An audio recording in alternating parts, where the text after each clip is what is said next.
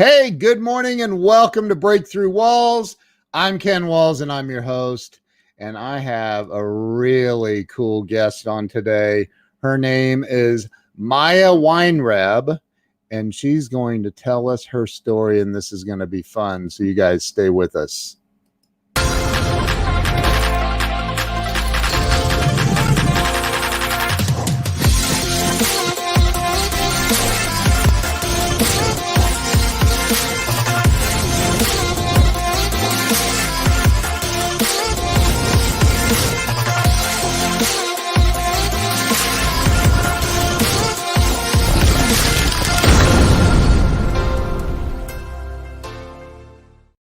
And we're back.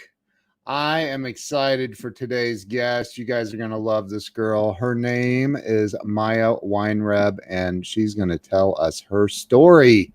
So, Maya, welcome to the show. Thank you. Thank you so much for having me. I'm excited. I'm excited that you're here. And our mutual buddy, oh, good Lord, who? Edwin, yes. Edwin referred you to me, and he said you are one of the smartest people he knows. He said that? He never says that to me, so thank you. He says he says that you are a real badass, so I'm excited to have you on. We have some people joining us. JR, good morning. Thanks for being here.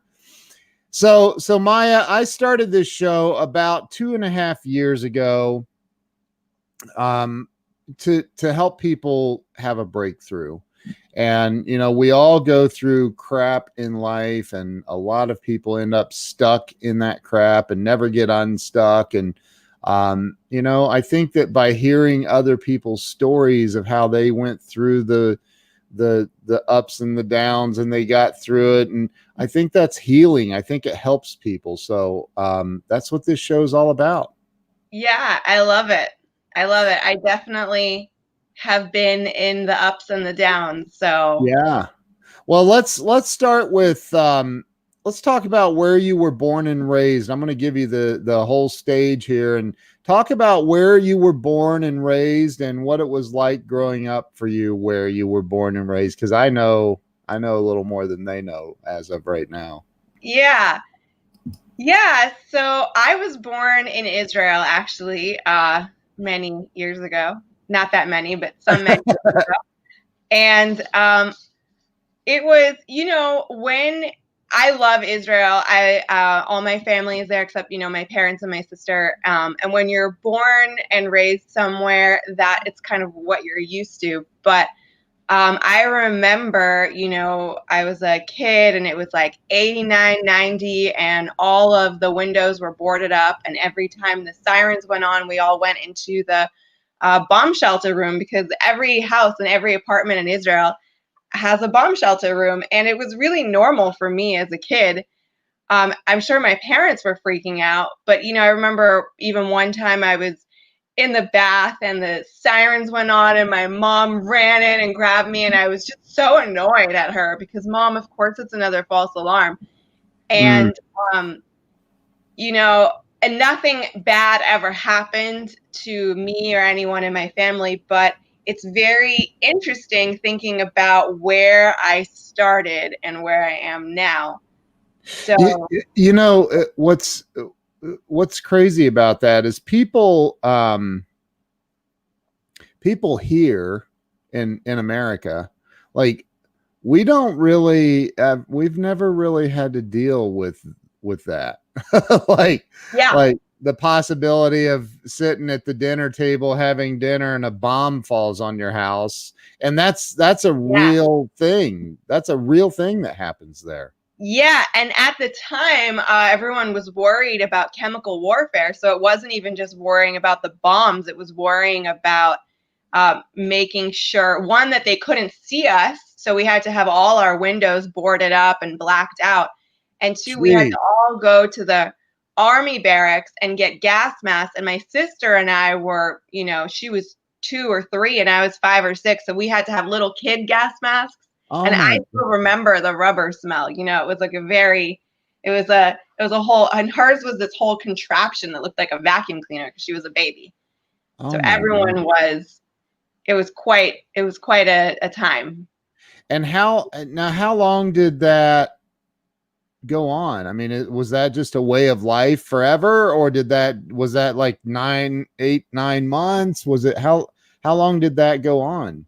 My parents wanted to get the hell out of Dodge at the time. So yeah, so for us it didn't go. It seemed like a long time, and I'm sure it went on much longer after we left, but we actually moved to the UK, which was a drastic difference. So we lived there in a little town called East Grinstead for a few years, where I went to school there. But so it was, as far as I recall, it was a few months of the whole gas mask and windows boarding up, but I think it lasted a lot longer, before and after. And even recently, I was in Israel last year visiting my grandparents, and it was, I don't know if you guys have ever heard of Eurovision. I hadn't really heard of it, but that year it was being hosted in Israel, in Tel Aviv, and the Palestinians weren't happy about it. So there was rockets going off, and we were like, my uncle that I was staying with said to me, okay, just, you're sleeping in the room, that's the bomb room. So just so you know, we might all come join you in the middle of the night. And my stepsister, who was nearer to where the rockets were, could hear them all night. They were being, What? rockets. Yeah, recently. And I don't even think it was really in the news. Nothing happened. Israel's got their Iron Dome defense system. But apparently they pissed some people off by having their Eurovision contest What? held there. What is What is that? Oh, that's like, like X Factor or America's Got Talent. So Yeah. but for all of Europe. So they have And singers. why would the Palestinians not like that? Who knows? I think they just don't like the fact that Israel exists. So whenever something is promoting Israel, they are unhappy about it. And again, not to get political, because I'm sure there are things that Israel has done that antagonize them. Yeah. So, I don't want to say that Israel is innocent, but definitely it was Wow. a little bit scary. And I called my dad, like, Dad, there's rockets. And he was like, don't worry about it. It's normal. You'll be fine. I was like, Oh my God. yeah. So, and it is normal. Israel, and he's like, don't worry, it's not gonna land on you or near you. Yeah, because they're not advanced enough to get into the cities. They're just like onto the outskirts. And Israel has, their defense system, and they're all organized. So none of the rockets make it into the central cities. It's just the outskirts of the towns.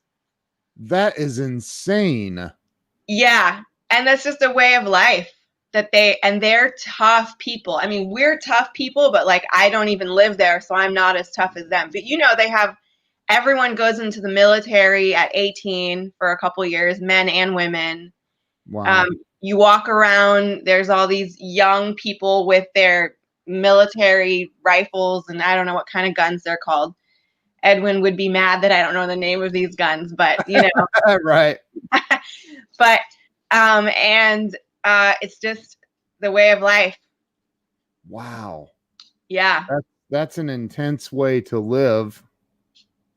I mean, so you were there. You told me that you were there during the first Gulf War. I believe, yeah, it was like, I remember being told Desert Storm. And when I looked that up when I was older, that was like the beginning of the Gulf War. So it was like 89, 90. My younger brother was in the very first U.S. battle group, naval battle group. He was on an aircraft carrier.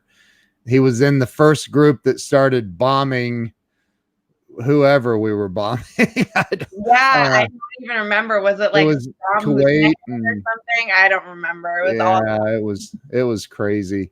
So wow, that was an intense period of time. Yeah, but what's messed up about it is when you grow up in it, it doesn't feel intense. Like, I can only imagine now having kids and raising kids in that environment. I would be so scared, Yeah. I don't know if I'm allowed to swear on your show, but I would be very upset. But as a kid growing up in it, you're just like, da da da. And, I like during the day, I'd be walking, and I was 5 or 6 years old, be walking to the corner store to pick up my parents' cigarettes and milk, Oh And my then at gosh. night, there would be sirens, and we'd be in the bomb shelter room. What about like, because they also deal with terrorists sneaking into the country and doing crazy stuff. Do you remember any of that, or were you too young to really? I was probably too young. I mean, I've definitely heard of some things. There would be like bus suicide bombers and things like that. But like, I don't think Israel ever had a school shooting that I can recall. Like, their security is so good. Have you ever been? No. Okay, so when you go to the airport, like at LAX or JFK, and you're gonna go to Israel, the Israeli airline that other airlines go, but the national airline of Israel, El Al, there are security with guns standing there, and I don't think there's any other country that I've heard of that you try to get into, or that I've seen at the airport, that has as much security and as many like questions that you have to answer as getting into Israel or out of Israel. So it's it kind of makes me feel safer. Like, I know I want my freedom as well, but at the same time, it's hard to get into Israel if you have bad intentions. Like, if you live, on the borders and you're going to shoot rockets, that's, probably a little bit different. But or somebody convinces, one of the Bedouins that live there or something to go explode a bus, that's different. But I feel really safe in Israel, and at the same time, they've got security guards, military, and metal detectors in every building, and everybody is armed, literally everybody. So it's not, because there's military walking around, and they have to keep even if they have a day off or something, they have to keep their, gun on them at all times. They're responsible for it. So if anything were to ever happen, and everybody is military trained, everybody knows how to handle a weapon because they grew up there and they were in the military. So it actually makes me feel safer. You do. It is crazy, right? Like, you walk around in like Jerusalem, and I think in some places in Tel Aviv too, and you see these really old, dilapidated, falling apart, sometimes bombed buildings right next to brand new buildings. Wow. And the contrast is amazing, but that is Israel. It's like that history and the fight that they have, like the passion and the will to live. So you really see it when you're there. That's intense. I cannot imagine. And, I think that Americans just don't realize, that because we don't have that.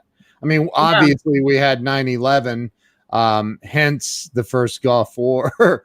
But like, we don't experience that stuff here. Like, we just don't. I mean, well, 9/11 was a lot later, so we've definitely had. I was like, wait, hang on, let me do something in my head. But you're right. You're right. I mean, even the things that we're going through now, where we feel here that we're having our freedoms taken away, like, and I don't love having to wear a mask when I walk outside, but I guess at least it's not a gas mask. Yeah. At least it's not a military ordered for your own safety gas mask. So we definitely have, I mean, I love being in the US. The freedoms that we have here compared to any other country is, so you ended up leaving your parents. You said wanted to get the hell out of Dodge. You ended up leaving Israel, and you went to the UK for a few years. And then at some point you decided to come to America. Well, my parents did. I was still a kid. So they moved to Florida. So we went from Israel to cold and rainy England to Florida. Wow. Like Tampa area. And that's where I went to high school at a private school, and that's where I lost my British accent that I had, after I lost my Hebrew accent that I had. So now you have just a regular American accent. Like, it's crazy. I know, it's good. Well, kids are mean when you have accent in school, so I lost that British accent quick. Wow. I learned English in England, and then I spoke Hebrew, but I was too young. I didn't know how to read or write in Hebrew yet, so I could only write my name in Hebrew. And my mom has tried to teach me, but I can't do it. My sister can actually read and write in Hebrew, but she doesn't speak Hebrew. And I speak Hebrew, and I don't read and write. So when we go through the airport together, we figure it out. She reads. Oh my God! I tell her what they mean. Wow.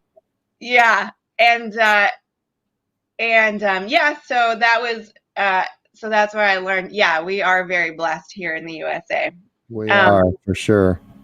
So I lost that. I learned English in England, lost the Hebrew accent, learned to speak. Then I moved to Florida, and the kids were like, "Oh, pass the salt," and so I was like, "Okay," and I really practiced.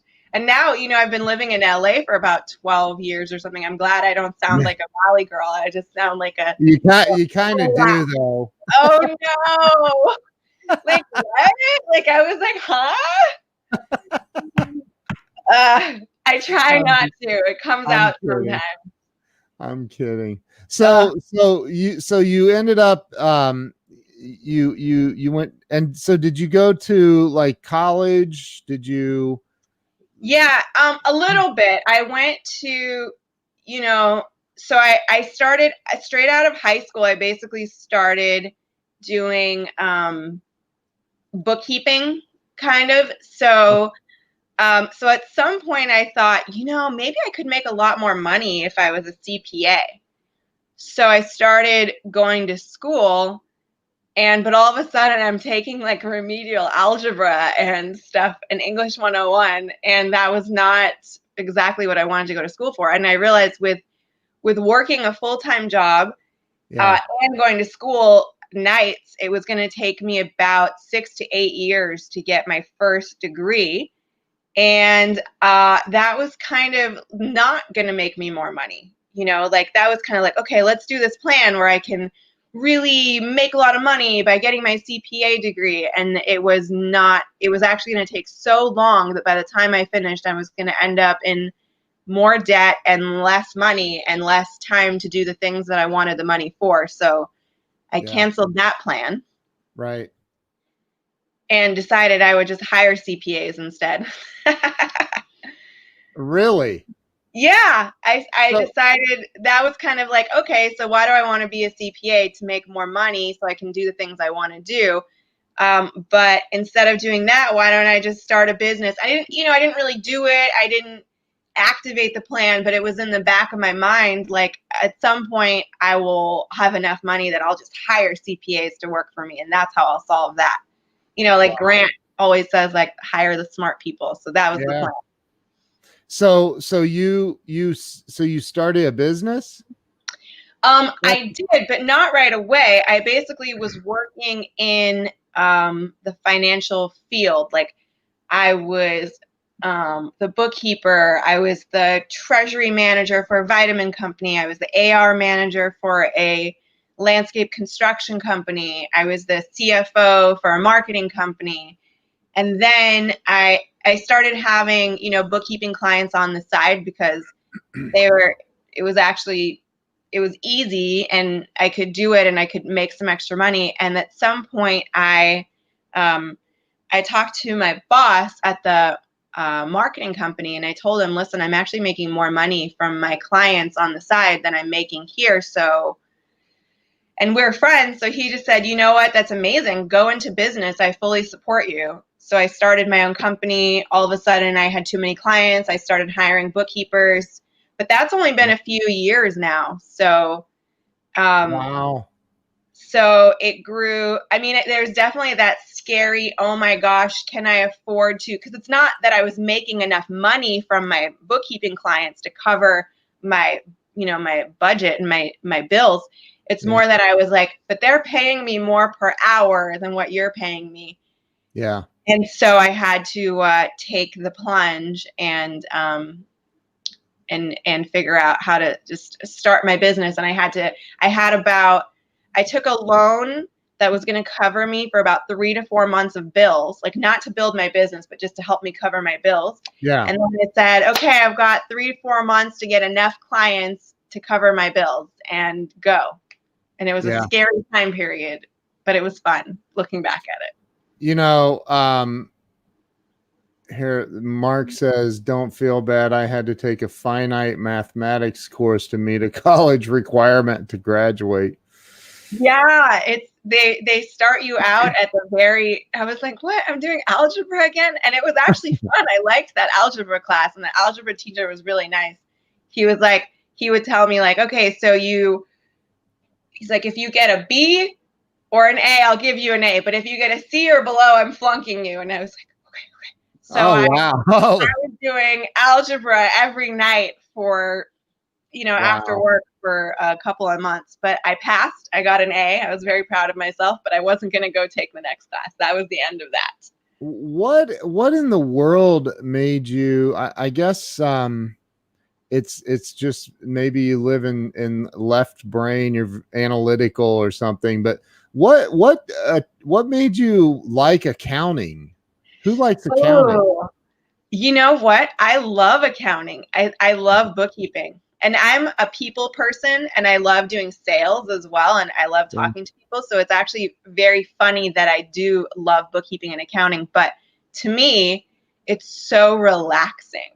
It's like you can sit there and just do numbers and QuickBooks, and every once in a while there's a problem to solve, like, ooh, why doesn't it reconcile? And then you kind of feel like a detective, and you got to pull the string until you find that number. And these days, I don't even get to do a lot of bookkeeping because I'm running my company. So all day long, I'm talking to clients, I'm doing sales, I'm onboarding. Wow. And then at night, I get to sit down, between about 10 p.m. and 2 a.m., I get to sit down and take all the projects that my bookkeepers couldn't solve, or, the brand new clients I'm still onboarding.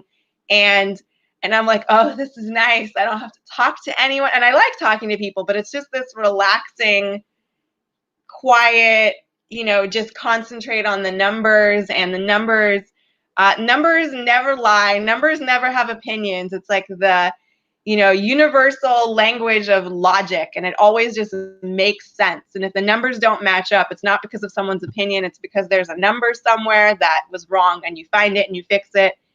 I actually like algebra for the same reason, even though I didn't love having to do it every night. It's just like pure truth. Wow. Yeah. I'm also a sci-fi nerd, so it kind of makes sense. But I talk to other bookkeepers and accountants, and they say the same thing. Like, it's so relaxing.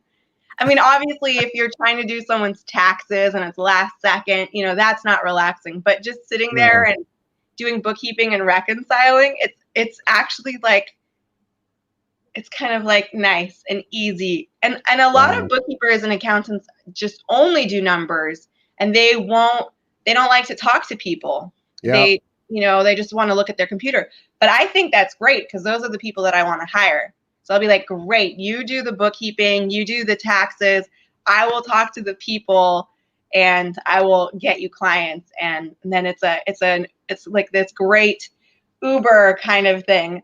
Sci-fi nerds unite. Yeah, I'm at the end. Sorry, you're distracting me. I'm at the end of rewatching Star Trek, the original series. Wow. So just saying, full sci-fi nerd here. Well, so my buddy Glenn Morshower was actually and he has an acting school too. He's been an actor for 45 years.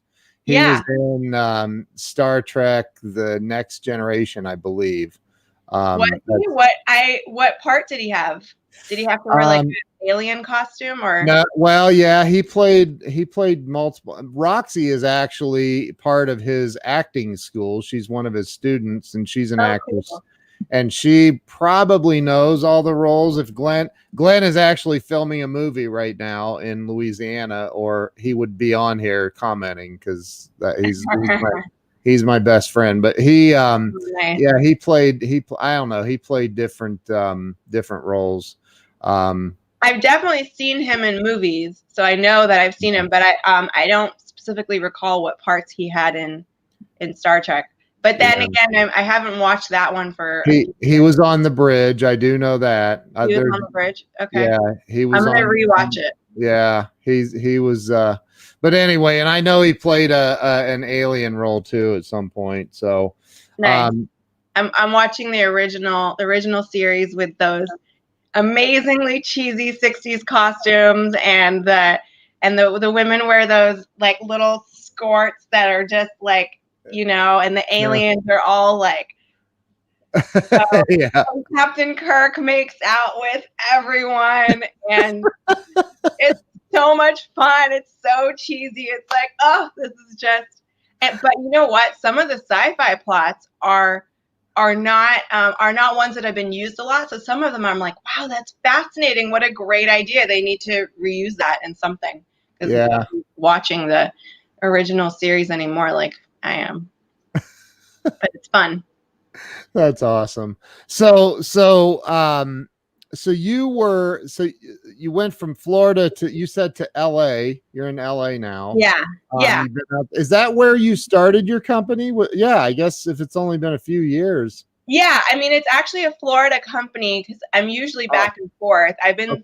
stuck in LA, Yeah.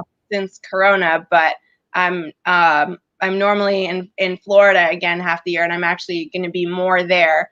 Okay.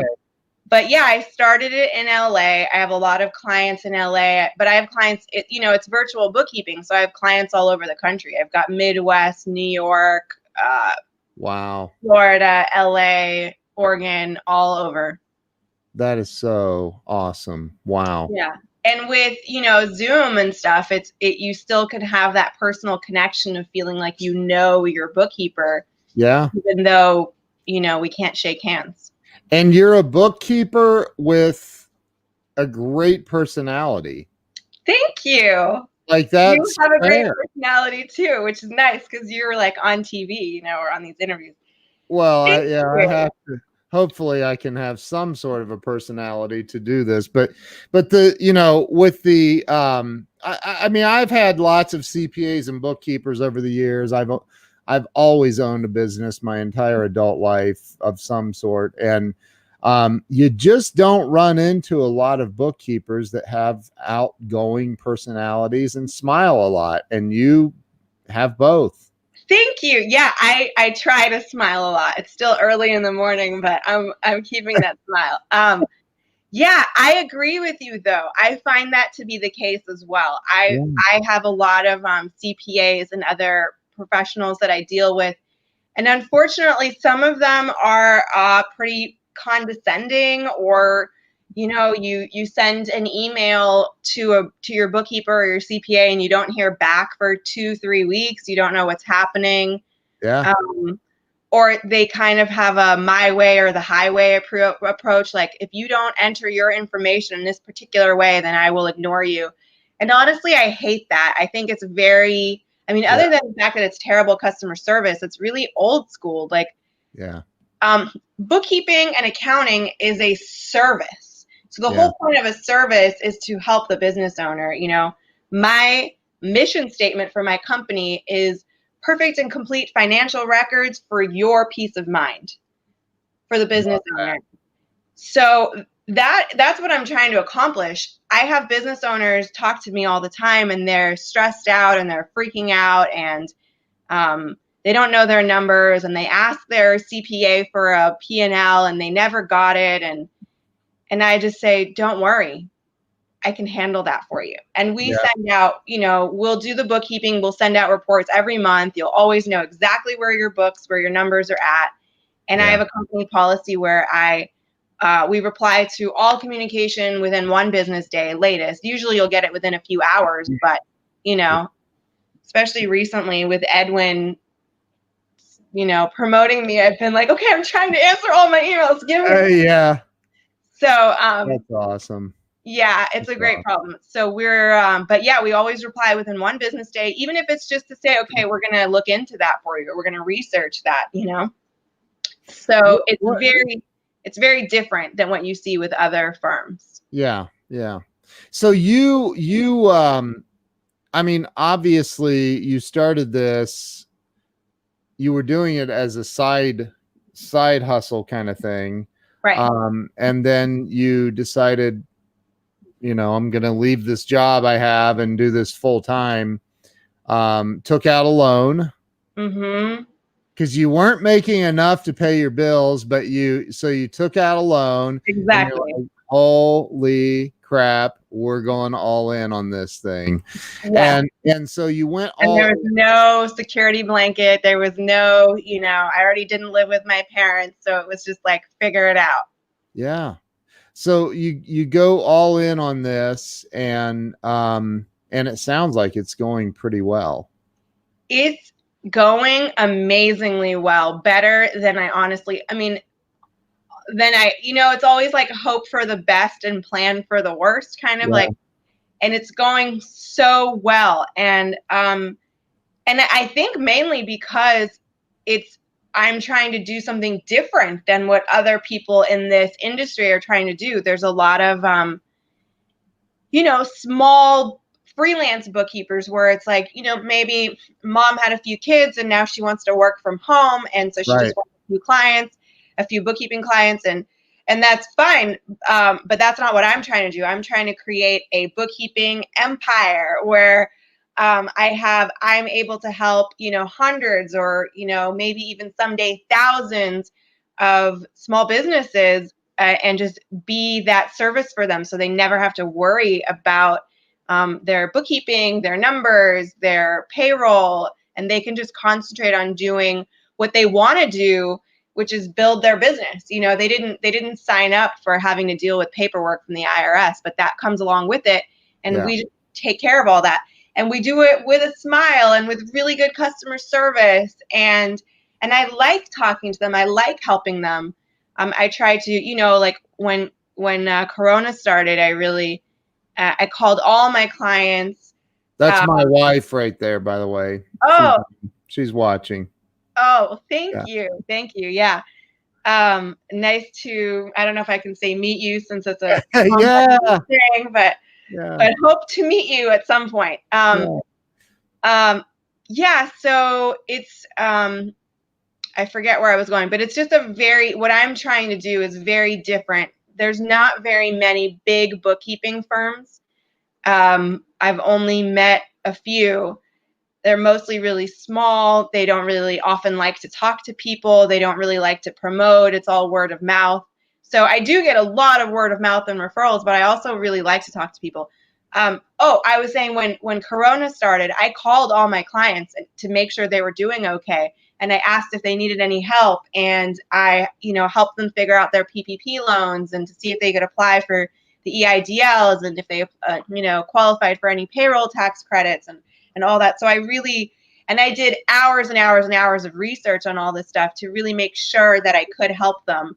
And luckily, none of my clients actually went out of business or, I think all of them were affected. Everyone was affected financially to a certain degree, but they're all still in business. They're all still doing really well. So except for maybe a couple of my Hollywood people, because Hollywood is not going, and maybe they started back up, but no, they haven't yet. Not completely.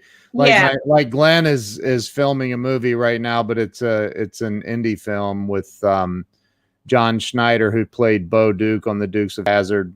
Nice. Yeah. So it's indie films, really. Yeah, exactly. So I have a couple of actors. They're kind of fine still, because they had enough money set aside.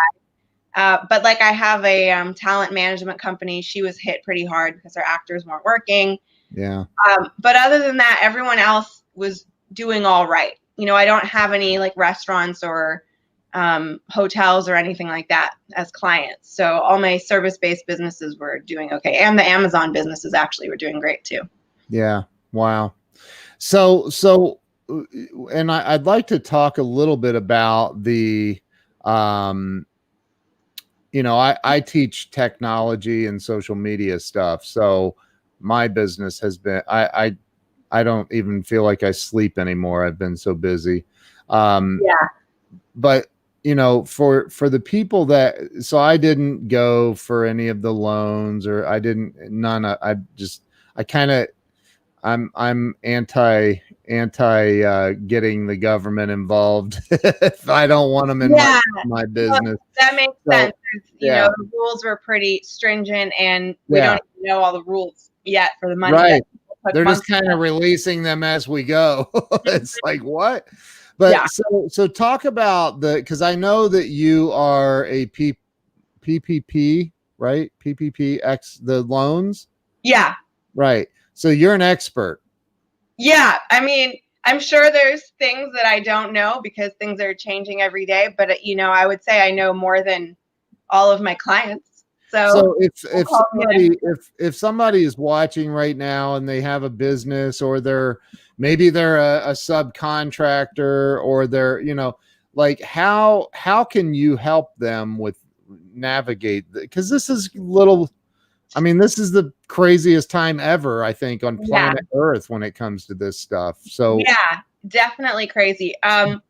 If I would say that you have to make sure that your basics are in, so you have numbers and you have bookkeeping, because if you don't have your numbers, you won't be able to apply for anything.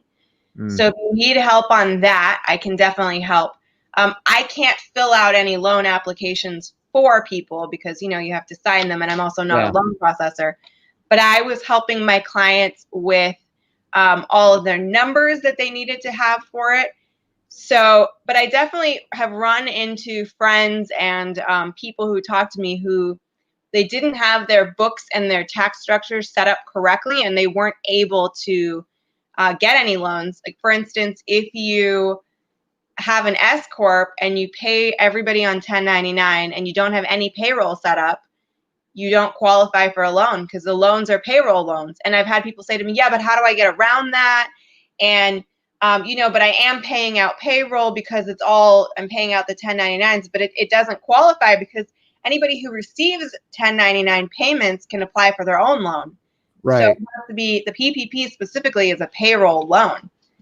So can that person, can you get a person, can you do it personally then if you're no, not for the PPP. The PPP is specifically a payroll loan for businesses. Got it. So there's other things you can apply for.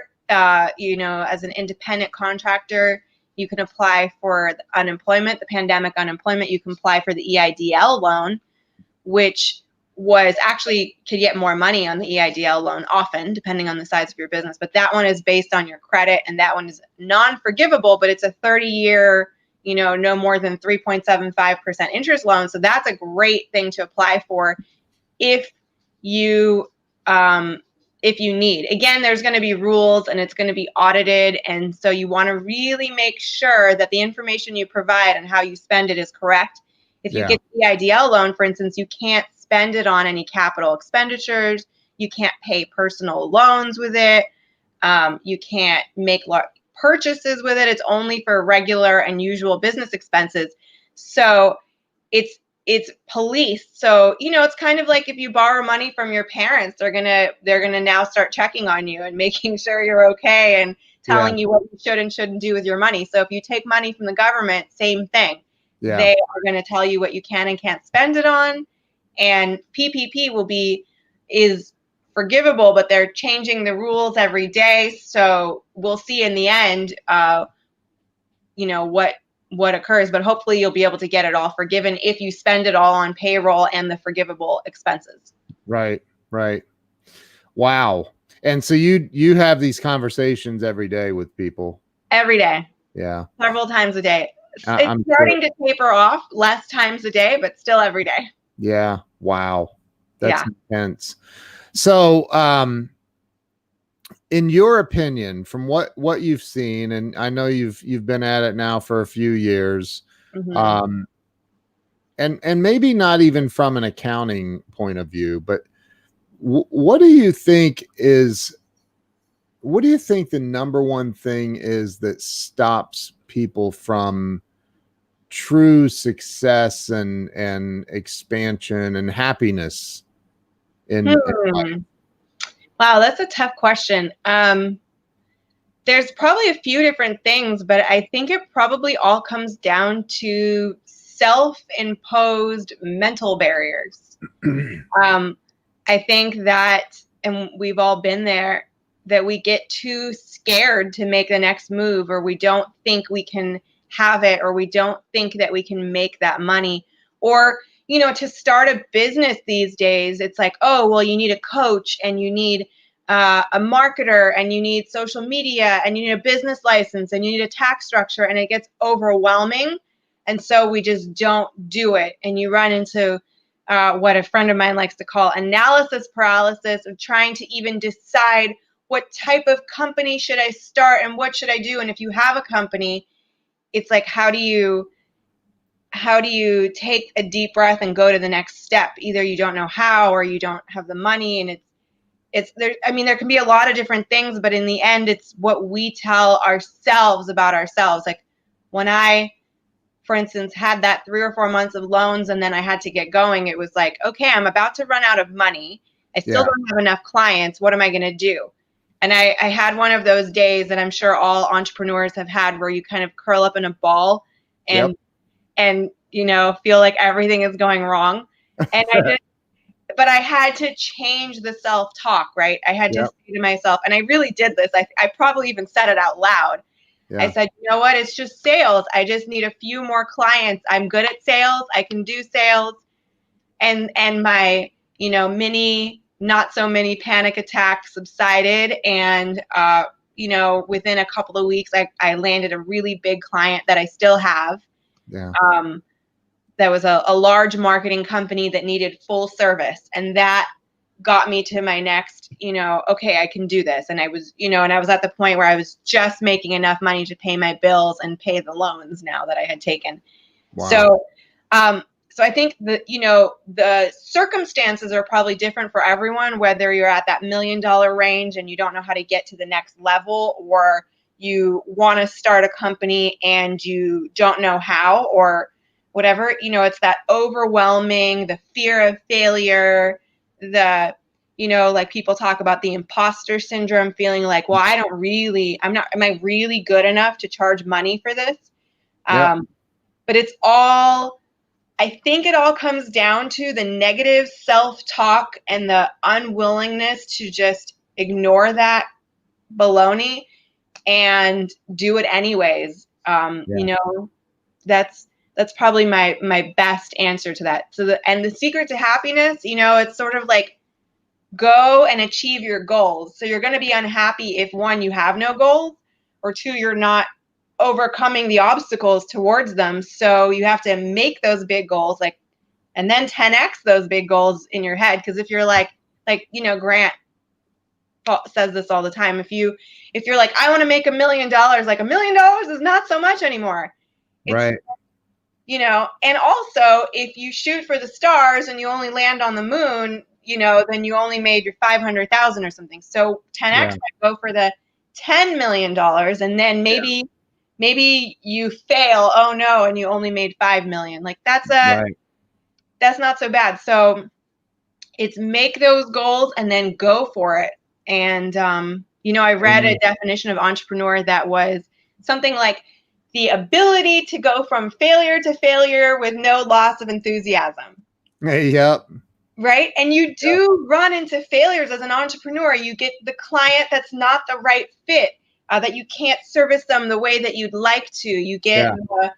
disapproved for a loan that you really need. You get I just had this, your brand new assistant quits, and you're like, I can't even keep an assistant. Yeah. So there's so many failures. And whether it's that or maybe you had a restaurant and now you had to shut down your restaurant, and now you have to go on to your next venture with no loss of enthusiasm, and you have to pivot. And it's hard, and you should, take your moment to be curled up in a ball and, hide under your covers, but then come out of it strong and keep going. I totally agree with everything you just said. I just saw Edwin Dearborn is watching now. Hi. I think Edwin just joined. He's a good dude. He's So he helps me too. Sometimes I have those moments where I'm like, and the client said this, and my bookkeeper did this, and he's like, okay, and he's just like, push on, and I'm like, okay.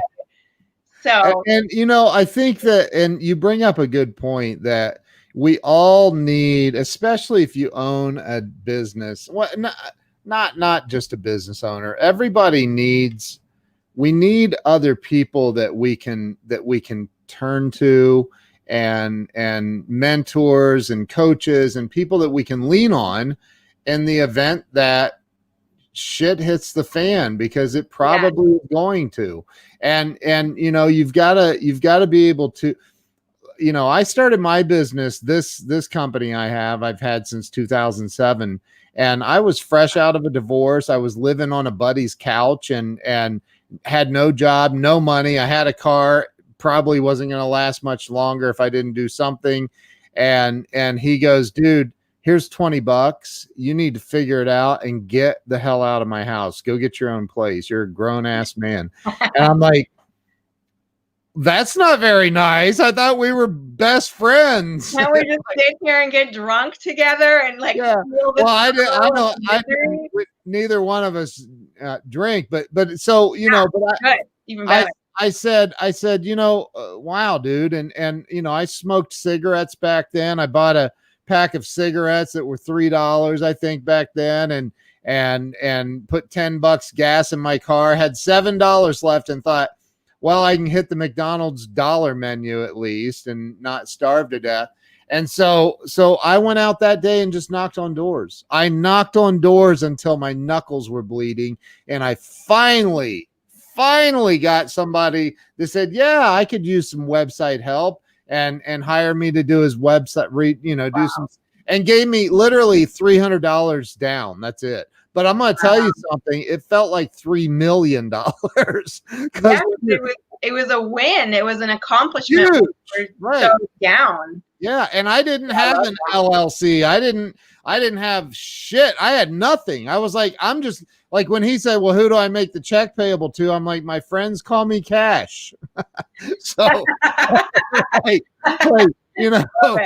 I'm just like, I don't know. And then I took that and I started my LLC, and that's, it does take that.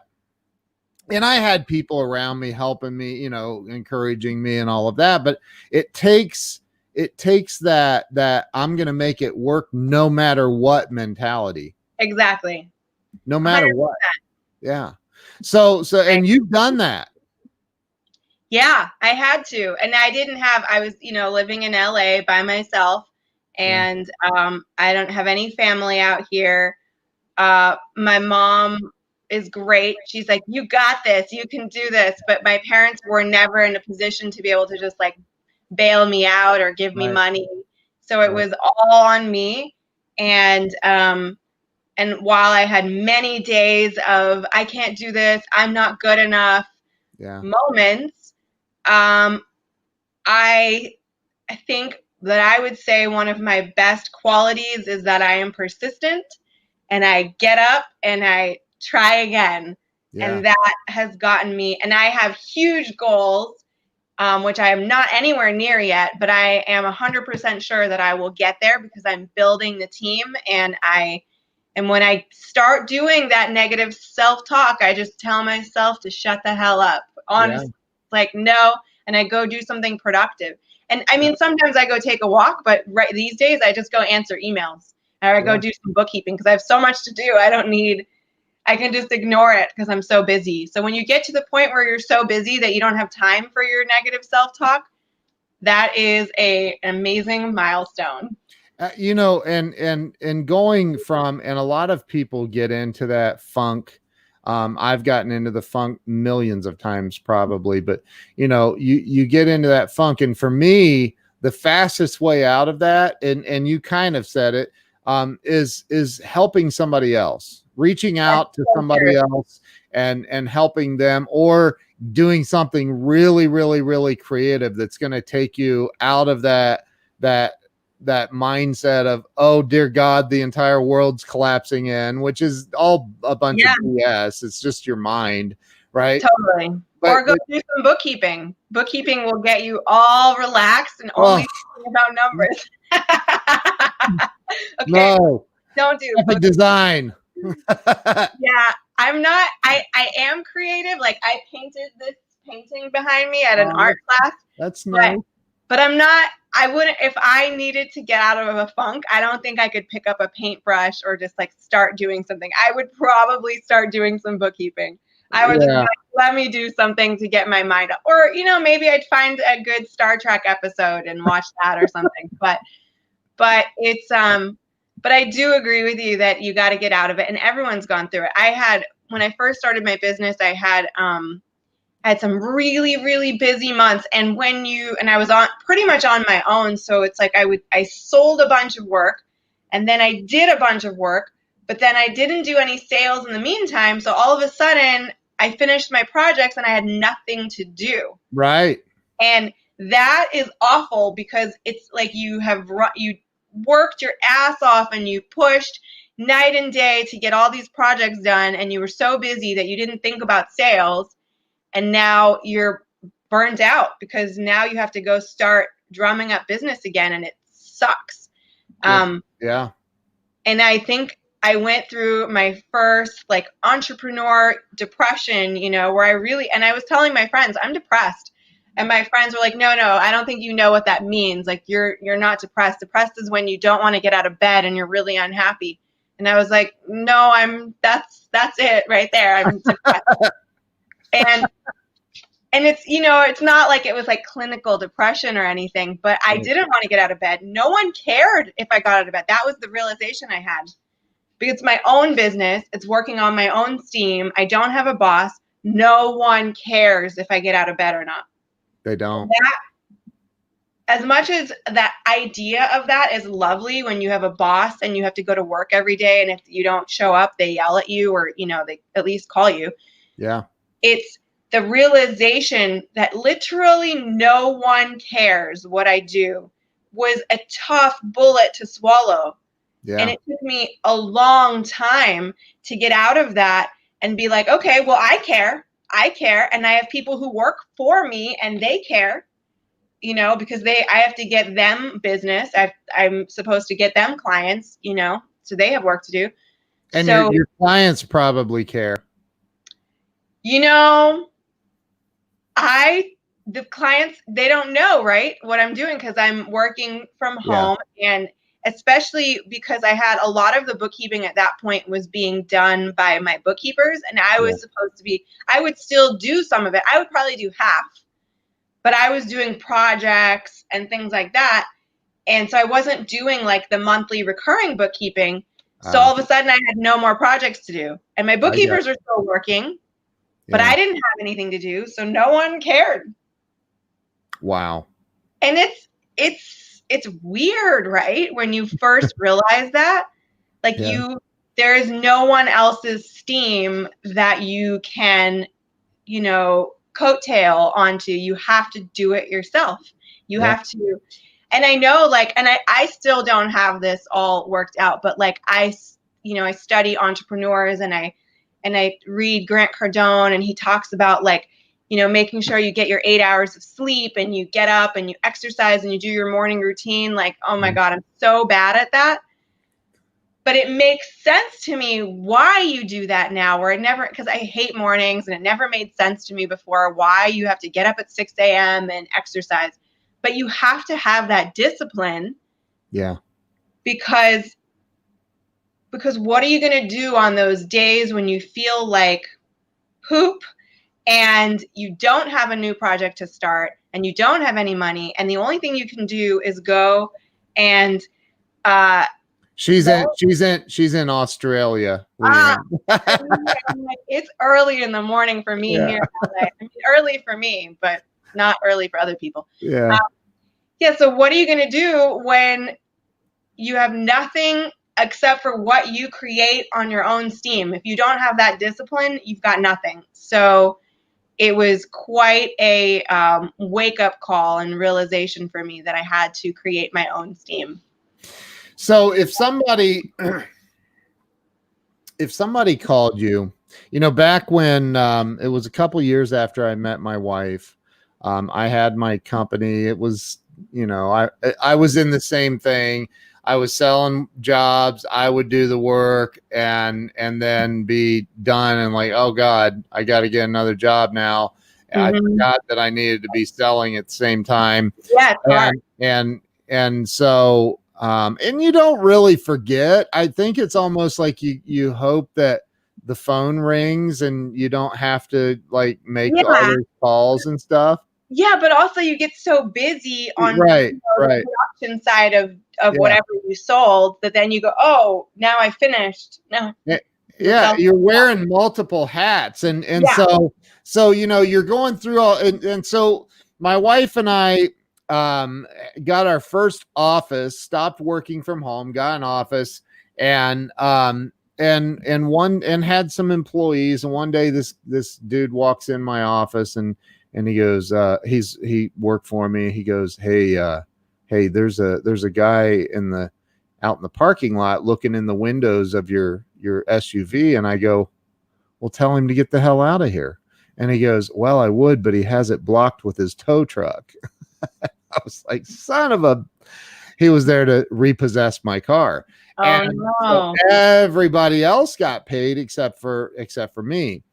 And so that was a humiliating day. It was a day that I'll never forget and a day that I never want to relive again.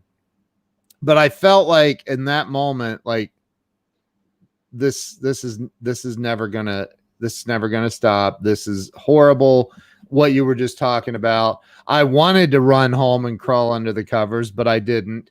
Good. If somebody called you once you do that, you stay there all day. Yeah, right. If somebody called you and said, Maya, I'm trying everything I've done is no longer working. I'm at a loss. My car was repoed last week. My electric's being shut off tomorrow. I don't know what to do. Can you help me? How would you help that person in that moment get over that hump? Because and I know that it's this too shall pass. It's gonna pass, and you'll be okay. But what do you say to that person to help them? I think the first thing I would tell them is the same thing my dad always tells me, which is, oh, it's early in the morning for her. Okay. Yeah. Wow. The same thing my dad always tells me when I call him when I'm upset about something is he says, Maya. Yeah, because I talk very fast. Did you eat? That's the first thing he says to me. And I'm like, no, who remembers to eat? Yeah, right. So he tells me, eat, take 500 B1 and call me back. This is always my dad's advice. Wow. And it's the best advice ever because you go make yourself some food or you go find food, eat it. You take the B1 vitamin, right? It's like it helps with that mental energy stuff. So I do that. And then that is the first thing I would tell anyone because you can't do anything when you're all in your head and upset, right?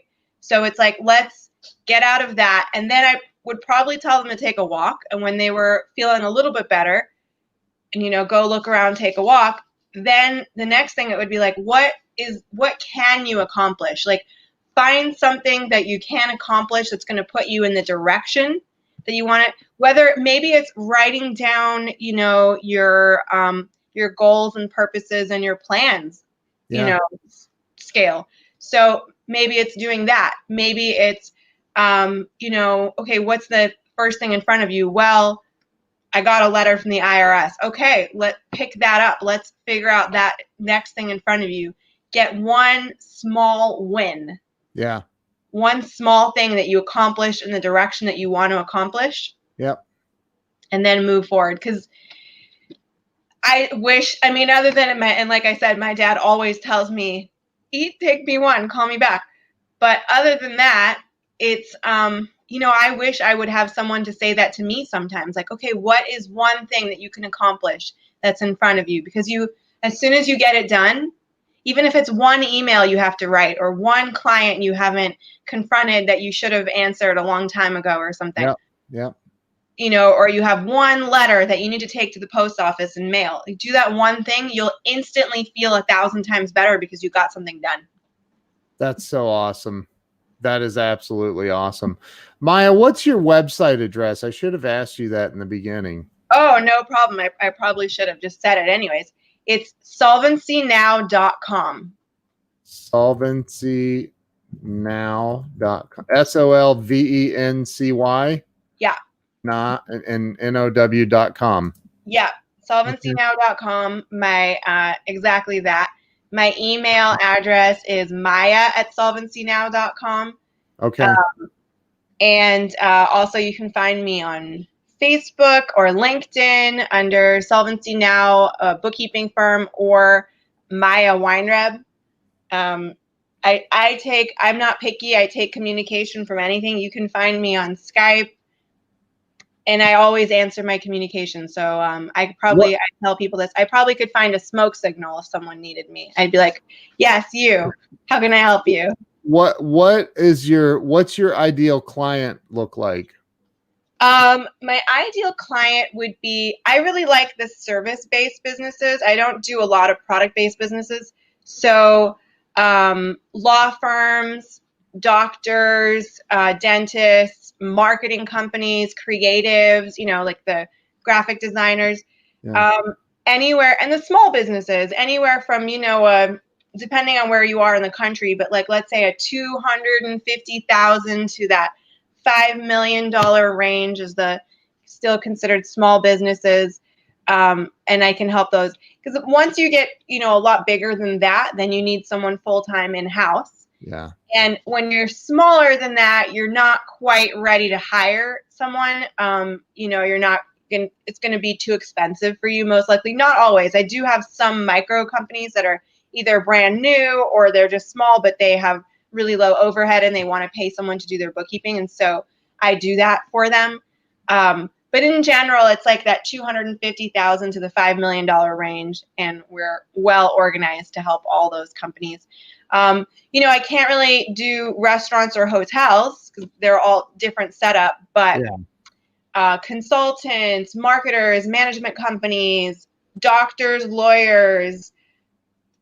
I have lots of doctors and lawyers these days, and I love helping them. So, Maya, you rock. Thank you. You too. I love doing this. I love your energy. I love your spirit. You're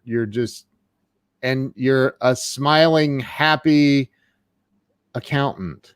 Like that's I mean, an oxymoron. I didn't get a degree, so you can't call me an accountant. But yeah, I know. Bookkeeper.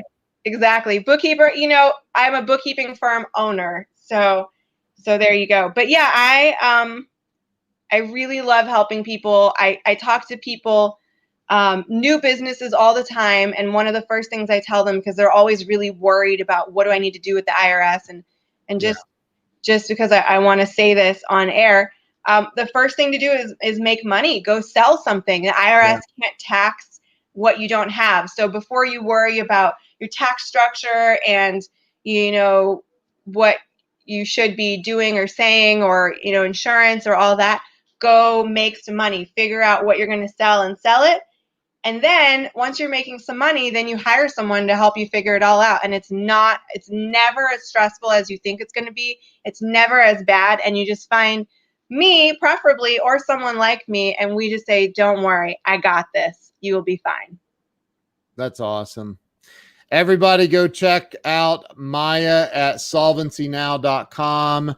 Follow her, friend request her on Facebook, LinkedIn, probably Instagram and Twitter, I would imagine. And not Twitter. I haven't figured out Twitter, but I'm on Instagram. I haven't figured out how to make glamorous pictures of bookkeeping yet. So there's not too much Instagram activity, but yeah, definitely Facebook and LinkedIn, and you can find me anywhere. Solvencynow.com, Maya@solvencynow.com, and I will get back to you ASAP, and I will help anyone who needs help, even if they just need advice. I do free consultations, so I've helped That's a ton awesome. of people just answer questions, and then they're like, "How much do I owe you?" And I'm like, "Oh no, that's a refer me someone, but this is a free consultation, So I help people." That's awesome. Yeah. Maya, you rock. Thank you for coming on and sharing your story and your experience. And wow, so awesome. So thank you. Stay with me. Don't hang up. I'm going to end the live stream though. So thank you to everyone who's been on here. Thank you to anyone who shared this out. You rock. Thank you so much. Maya, thanks again. Thank you for having me. Okay, It's been an honor. Staying on. Okay. All right. See you in a second. We'll see you guys later. Bye-bye.